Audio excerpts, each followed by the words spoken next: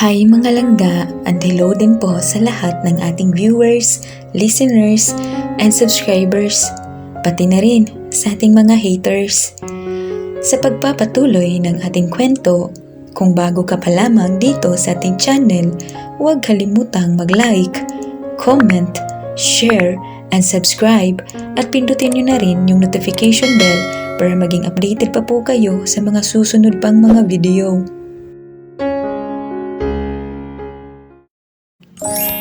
Mr. Multi-Billionaire Part 9.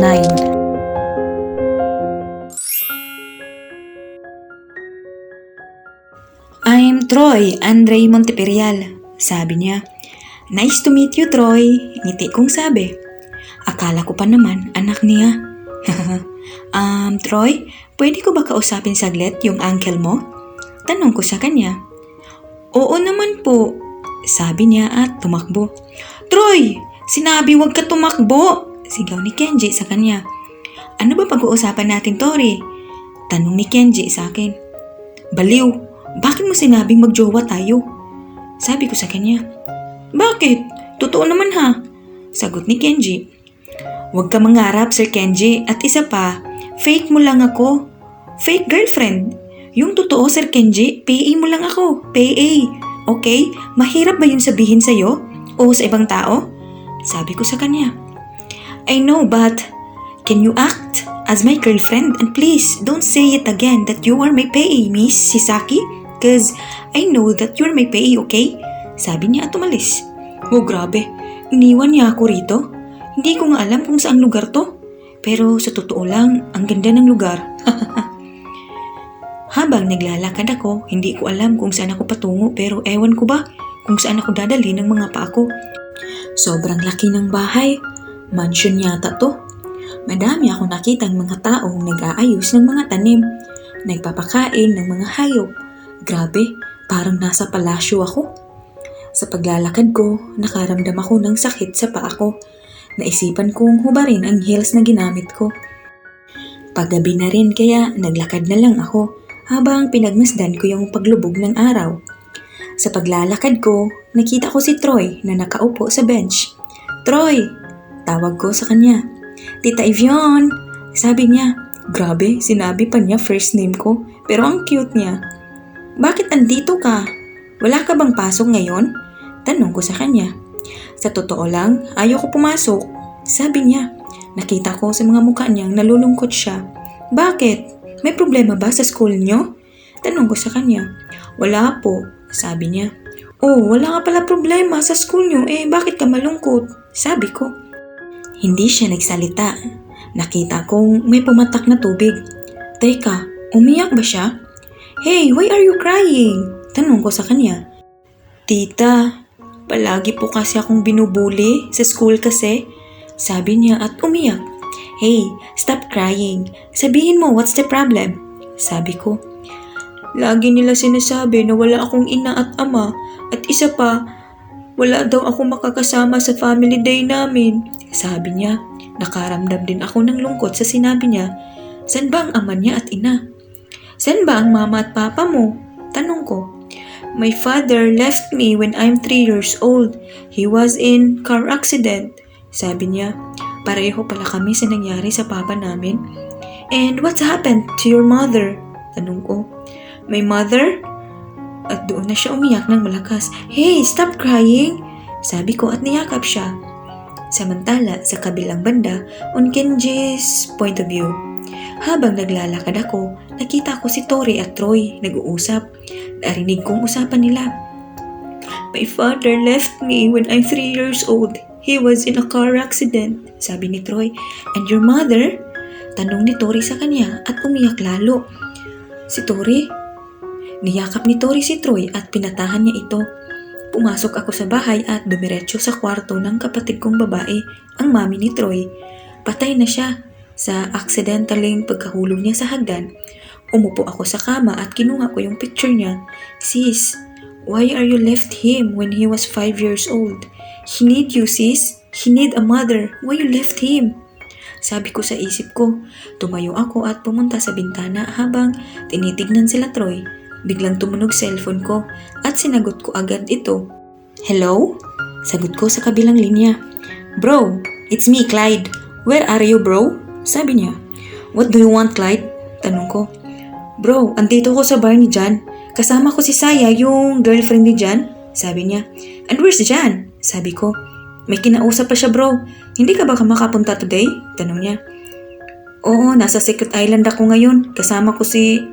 Hindi ko na ituloy ang pagsalita ko dahil nakita kong binuhat ni Tori si Troy. Nakatulog siguro. Sino? Bro, sino kasama mo? Hello bro, andyan ka pa ba? Sigaw ni Clyde. Mamaya ka na tumawag, Clyde. Busy pa ako. Sabi ko at binaba ko na ang tawag niya at nagmamadaling lumabas sa kwarto. Nagmamadali akong pumunta kay Tori para ako na magdala kay Troy. Naabutan ko si Tori habang karagapan niya si Troy. Huminto siya sa pagkakita niya sa akin. Sir Kenji, sabi niya. Ako na magdala kay Troy, sabi ko sa kanya at kinuha ko si Troy. Dinala ko si Troy sa kwarto niya at pinahiga. Napansin ko si Tori nakatayo sa harap ng pinto sa kwarto ni Troy. Lumabas na ako at pinatay yung ilaw sa kwarto ni Troy. Nagsimulang maglakad si Tori. Pinigilan ko muna siya at binuhat papunta sa kabilang kwarto. Hindi ko alam kung bakit ko to ginagawa sa kanya. Ewan, hindi ko alam. Parang I turn on. Fuck, not now. Humiga kaming dalawa sa kama. Samantala, sa kabilang banda, on Tori's point of view. Nagulat na lang ako nang bigla akong binuhat ni Kenji at dinala niya ako sa kabilang kwarto at sabay kami humiga sa kama. What are you doing? Tanong ko. Please be my side today, sabi niya. What? Baliw ka ba? Baka meron kang gagawin sa akin masama, sabi ko. You want? Tanong niya. No! Baliw ka, manyak. Tumayo ka nga. Sabi ko. Ramdam ko na kasi yung baby niya kaya tinulak ko siya. You're so cute when you're angry like that, Tori. Sarkastiko niyang sabi. Hindi ako nagsalita kaya tumayo na ako para makaalis dito sa demonyong kasama ko. Umalis na sana ako sa kama pero bigla niya akong hinatak pabalik sa kama at hinalikan niya ako sa bibig. Kenji! Gulat ko. Ramdam ko ang napakainit na hangin mula sa bibig niya. Pinalalim pa niya ang mga halik namin hanggang inagawa na kaming mali. Hinubad niya ang kanyang damit, pati na rin sa akin at sabay na kaming nagpakasaya sa gabi na yun. Kenji, sabi ko na may ungol. Shh, keep down your voice, baby. Sabi niya. Tumayo siyang bigla at ipinakita niya sa akin ang alaga niya. Grabe ang laki. Nanlaki ang aking mata. Kapag pinasok niya ang akin, siguro wasak na ako. Don't tell me, ipapasok mo yan. Tanong ko sa kanya. Can I put this in your Tori? May ka-cold tone ang sinabi niya doon. Lumapit siya sa akin, malapit sa tenga at may sinabi, I'll be gentle, baby. Sabi niya at doon na niya pinasok ang alaga niya. Napakapit ako sa likod niya. Grabe ang bilis niya sa mga ganito. Ang tanging lumabas sa bibig ko ang mga ungol lamang. Stop, it hurts inside. Sabi ko. Tori, virgin ka pala? Sabi niya at tuloy-tuloy sa ginagawa. Yeah, I'm virgin since birth. Fuck you, stop, it hurts, sabi ko. Hindi ako nakapagsalita nang hinalikan niya ako. May kung anong umagaw sa baba kaya tumigil siya. Fuck, ako pa palang unang nakakuha sa virginity mo, Tori. Sabi niya at ipinagpatuloy pa niya. Ako na walang ginagawa, hinayaan ko na lang siya. Shit, ang galing niya kapag sa ganito. Tanging malakas na ungol na lang ang pinakawalan ko kasi pinutok niya ito sa loob. Nakaramdam ako ng pagod kaya hindi ako makatayo.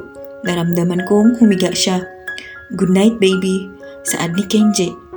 Nagising ako bigla dahil sa sinabi niyang baby. Hindi na ako nagsalita pa kasi naantok na rin ako kaya natulog na rin ako. Kinabukasan, nagising ako na wala na siya sa tabi ko. Tumayo ako. Nakaramdam akong sakit sa baba. Narinig kong may nag-shower sa CR. Baka siya. Nakaupo lang ako hanggang sa hindi ko namalayan na nasa harap ko na pala siya. Good morning, baby. Sabi niya at hinalikan niya ako sa noo. Bakit ganito? Bakit ang lakas ng tibok ng puso ko? Bakit? Hindi kaya gusto ko na siya? Tori, bawal ka magkagusto sa tao na yan. Umiyak akong bigla. Bakit mo ako sinaktan? Lalo kagabi ha? Sigaw ko sa kanya. I'm sorry, sabi niya at lumapit sa akin. Ngayon, nakaupo na siya sa kama. Hindi ko matatanggap yung sorry mo. Sabi ko. Stop crying, babe. Sabi niya. Tumingin ako sa kanya. Grabe, ang cute niya talaga. Please, don't call me babe or baby cause we are not in real relationship. Sabi ko. We are, Tori. Sabi niya. What? What do you mean we are, huh? I said directly. We are in a relationship. Sabi niya. No, that's not true. Dapat ang sabihin mo, we are fake relationship. Easy to say, right? Biglang naputol ang pagsalita ko dahil hinalikan niya ako bigla. Shh! Stop! Today, hindi na tayo fake in relationship, okay? Sabi niya at lumabas sa kwarto. Baliw na siya. Sabi ko, bigla akong napakapit sa dibdib ko. Grabe ang lakas ng tibok ng puso ko.